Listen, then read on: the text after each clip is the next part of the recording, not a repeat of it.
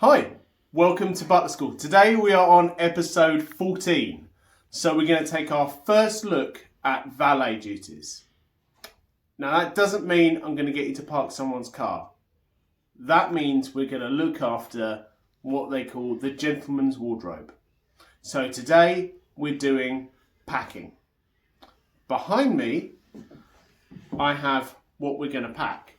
Now if you look here, we've got like 4 suits, morning suits, 3 sports jackets. We've got trousers, shirts, scarves, ties, overcoats, shoes, wash bags, all this kind of stuff. We've got jumpers, pajamas, more trousers, underwear, the socks are over there. So how many cases do you think we need to put this lot in? Are you thinking 4 cases, 3 cases? No, 1 case. All of that is going to go quite simply without any crushing, without any squashing in this case. It's just a matter of packing it just so. And I'm going to show you all the tricks of the trade that show you how to pack all of that in this case. You'll save a fortune in air travel.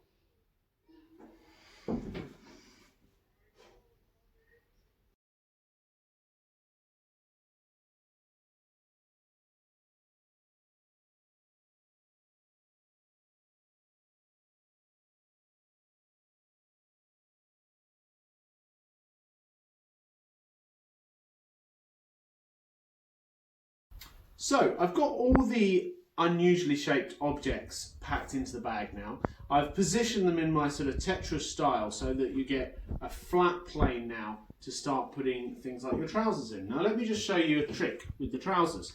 You'll see when they're folded in half there's a flat edge and a sort of curved edge. So if you lay the trousers, so the flat edge is the side of the flies, the way it folds, and just line that up with the edge of the case. And you'll see I'm just letting the top of the trousers just dangle down over the case. Now I'm getting my next pair, and what I'm doing here is I'm laying that the opposite way. So you see again, I've got the straight edge now lined up with this straight edge of the case. Again, I'm just leaving the end of the trousers at this point to just dangle down. That's my next pair of trousers. This one we're putting on this side again, like this. Just make sure it's the top of the trousers. You don't want to go past the, you want to leave a little gap of about an inch between the top of the trouser and the top of the case. You'll see why in just a second. A couple more pairs to go in.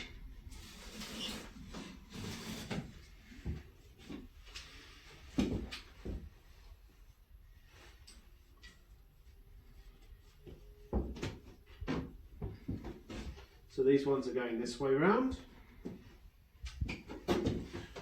There's there. Make sure we just leave that little gap. Like that.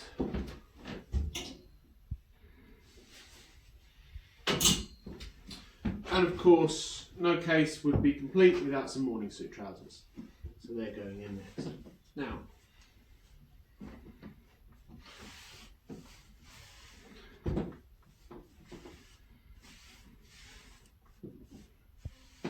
as I've mentioned previously, all these things should be ironed.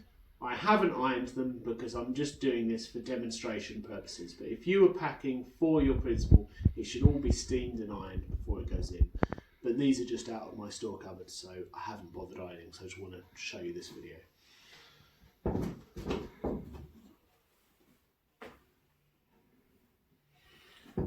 What goes in next is your shirts.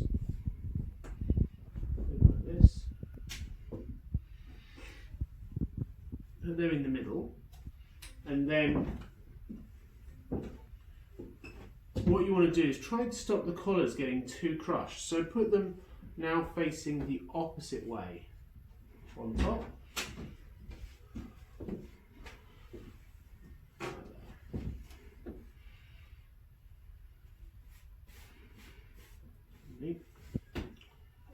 Now here's the science bit. What I'm going to do now is bring the trousers around on top. And I'm going to do it alternately from one side and then the other.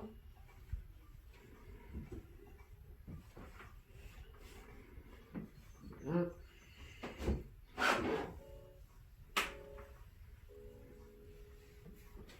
There. And there. And what you see is what you want to do is you want as big a radius as possible. So this isn't a hard fold. If you just fold the trousers flat like that, if you're folding them on themselves, you get a hard crease like that.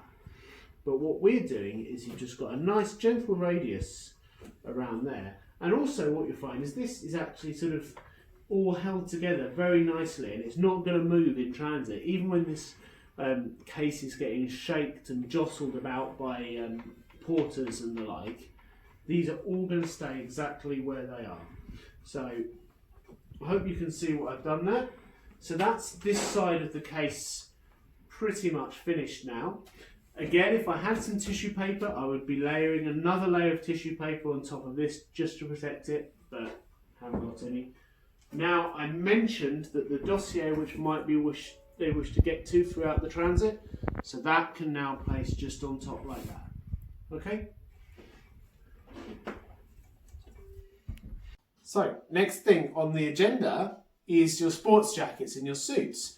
There's two main ways of packing these. I'll show you the first one, which actually works and is what we're going to do for this shape of case, which is you lay it down forwards like this, and then you take the arms and you simply put those behind without creasing anything. So the only fold line is actually where the arms are sewn onto the jacket anyway. So you'll find that that will be the minimum of disruption when you're actually laying it into the case. Then the arms will be like a buffer to stop the suit jacket folding too tightly on itself, and just making sure that all the flaps and stuff aren't bent over. Just fold it like that. So it's a nice neat way of folding it. Now I'll show you one of the other options.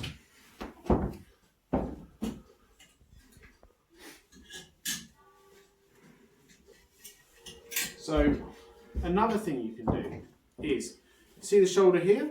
Just pop that inside out, like that, okay? Then take this shoulder and tuck it inside that one. So I don't know if you saw what I did there, but basically this one is still the right way in, this one's inside out, and it folds down inside that one.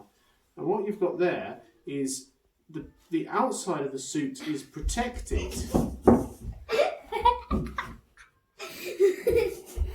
from any children that might come along and not to damage your suits. This is legal. Okay, but the problem with that style, it works very well in a long thin case or a holdall, but with this one it would mean it's too long to go off the edge. So we can't use that technique here with this.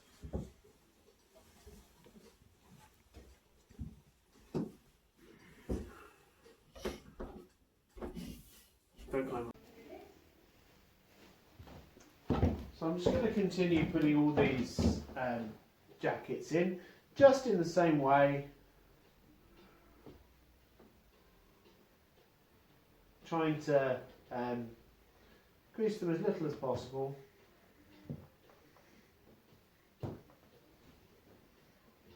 Using all the available space, keeping them as flat as possible. So I'm going to keep on putting those in now.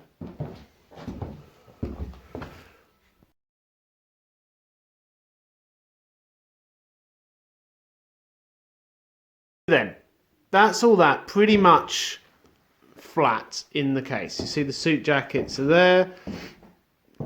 They should all be well protected because actually there's nothing in there none of them have things like metal buttons or anything like that. If they do, then you need to wrap a bit of tissue around the metal buttons or zips or anything like that. So you'll notice what's left are these triangular areas in the corners. Quite a lot of space there actually, and that's not going to go to waste because that is where the ties are going to go.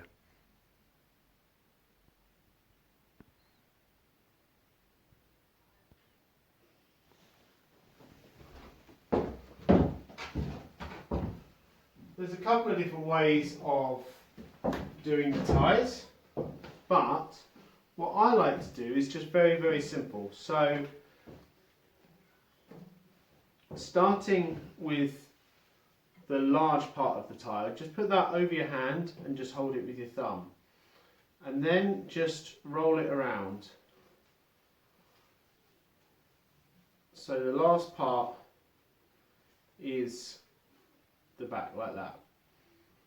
Now you're probably wondering why I haven't, because this is another alternative, done it this way. Now this way does work very well and has some advantages in that the bit exposed to the outside world is the underside of the tie. So there are some advantages to that.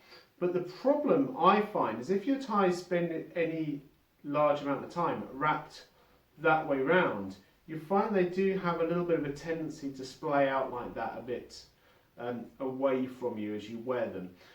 Not a problem if you're wearing them under a jacket or a waistcoat, but it could be a problem if you're just wearing them with a shirt. That really depends on the tie. A 7-fold tie, which is just a silk tie which is folded a lot of times, has very different characteristics to one that's backed with like a sort of K-pop backing or something like that. So, you know, there's two ways of doing it. What you don't want to do though, you don't want to fold the tie like that and that, because that fold in it will show really quite prominently when you unfold it. Your other option, which is a good option, is from the point that would be where it's on your neck. There's no harm in putting a fold in it there. So if you've got room in the case, what you could do is just lay it flat like that. But as you know, what I want to do is fill in those corner bits, so I'm going to put it like that and just pop it down into the corner bits.